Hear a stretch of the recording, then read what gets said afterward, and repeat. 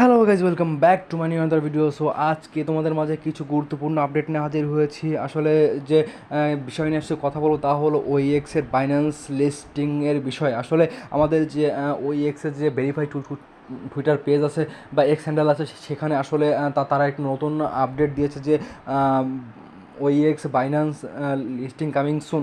So আসলে এর দ্বারা বোঝা যাচ্ছে যে বাইন্যান্স ওইএক্সকে লিস্টিং করতে পারে খুব শীঘ্রই। আর যদি ওইএক্স বাইন্যান্সে লিস্টেড হয়ে যায় তাহলে আমাদের আসলে যে একটা ওইএক্স কয়েনের প্রাইস কী আসবে বা কত আসবে সেটা আসলে আমাদের সকলের ধারণার বাইরে। কারণ যেহেতু বাইন্যান্স একটি মানে বিশ্বের এক নম্বর এক্সচেঞ্জার প্ল্যাটফর্ম। সো এখানে তো সব ধরনের ট্রেডিং বা সব ধরনের লোকজনই এখানে আসলে মানে যাতায়াত করে। তো সো এখানে যে মানে বিষয়টা হচ্ছে যে এটা যদি বাইন্যান্সের লিস্টিং হয়ে যায় তাহলে এটা সকলের বা সকল মানুষের চোখের সামনে চলে আসবে।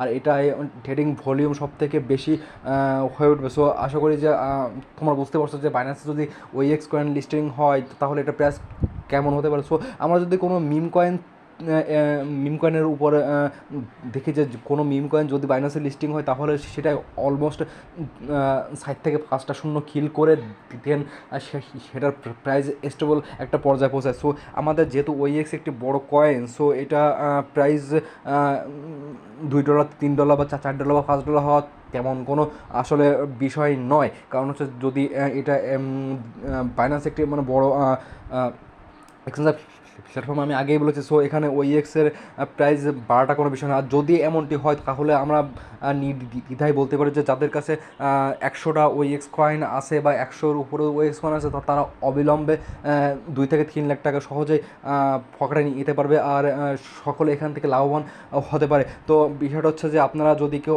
ওইএক্স বা সাতোশি কোর কয়েন যদি অ্যাকাউন্ট এখনও পর্যন্ত খুলে না থাকেন তাহলে এক্ষুনি খুলে ফেলুন।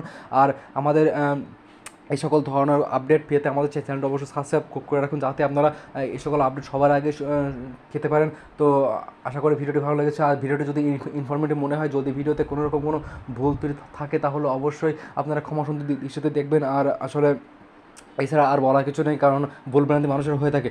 সো আশা করি ভালো থাকবেন। ধন্যবাদ।